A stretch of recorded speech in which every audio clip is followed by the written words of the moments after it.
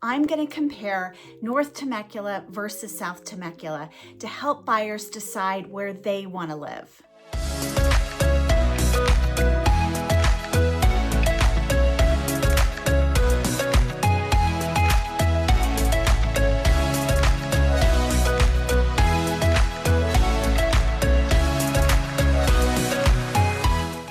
Hi, I'm Cutka with LPT Realty. I run the Cutka team alongside my husband, Matt, here in the Temecula Valley. We have been selling real estate here for over 20 years, and we know the area very well. And some of the questions for people looking to move to Temecula is, where do I move? And we often hear we have North Temecula and we have South Temecula. And there is a clear defining line between North Temecula and South Temecula, and that's Rancho California Road. So I want to talk to you today about the pros and cons and what neighborhoods are actually in North and South Temecula. If you are local here, you know that there are clear defining differences when you live in North Temecula and South Temecula. So let me first talk about the midline. The midline being Rancho California Road. If you were to go east, you would go out into wine country. If you were to go west, you're going to be going into Old Town. Old Town is Rancho California Road, south to Temecula Parkway. When I talk about North Temecula, I am encompassing the neighborhoods that are north of Rancho California Road. Now, there are plenty of homes that are in communities that don't necessarily have a neighborhood name, meaning they don't have a homeowners association, they don't have community amenities. So I'm not going to bring up those areas here in this video.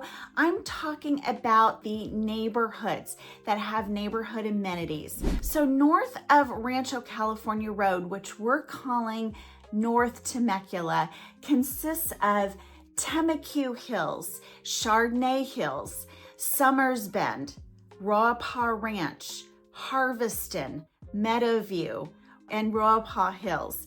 Those neighborhoods have community amenities, whether they're pools, parks, tennis courts, and they're also going to have homeowners associations. If you are looking to any of those neighborhoods, just so you know, you are considering North Temecula.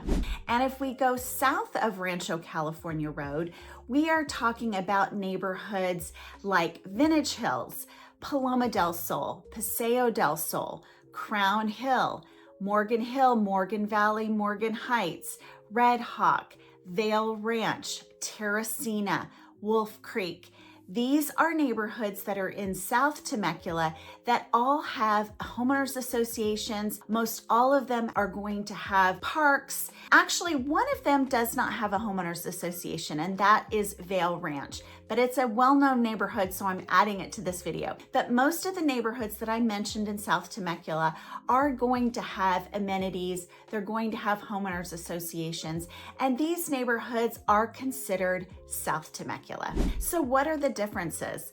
Well, if you live in North Temecula, you are living close to Winchester Road, which has the mall, Costco, Trader Joe's, all of the commercial that's around the mall. You are going to be closer to that than if you lived in South Temecula. So that is a positive for a lot of homeowners that want to live close to those commercial sites. You are also going to be zoned for Chaparral High School. Chaparral High School is in North Temecula. Now, if you're on the border, if your home is in the neighborhoods like Temecula Hills and Chardonnay Hills, you're right there on the border of Rancho California Road. Well, you also have the option of going to Temecula Valley High School. Some areas in there are zoned Temecula Valley High School because that's more in central Temecula.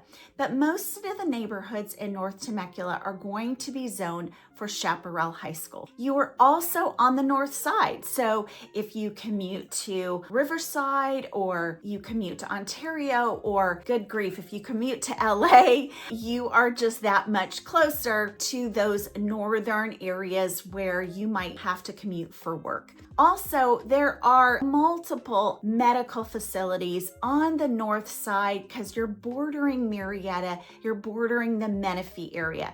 That's what North Temecula offers. It's bordering Murrieta and closer to Menifee. And those medical facilities would be like Inland Valley Hospital, Rancho Springs Medical Center, Loma Linda Hospital. And I don't want to forget Kaiser. Kaiser has a large medical facility here that's close to North Temecula. So there is a lot of the medical in our area, and you're just that much closer if you live in North Temecula. And conversely, if you live in South Temecula, this is really the hot spot for San Diego commuters. And Temecula was really built with the expansion of San Diego. People fleeing San Diego to get a lower cost of living, to get more space. And so most of us tend to feel we're a northern suburb of San Diego. Now, a lot of people in San Diego don't necessarily want to commit to Temecula being a suburb since we are Riverside County, but we do have a lot of residents here that commute every day to San Diego. So the southern part of Temecula is going to be the best for San Diego commuters because it's the shortest distance. And these neighborhoods are also going to be closer to Pechanga. Pechanga is a destination spot.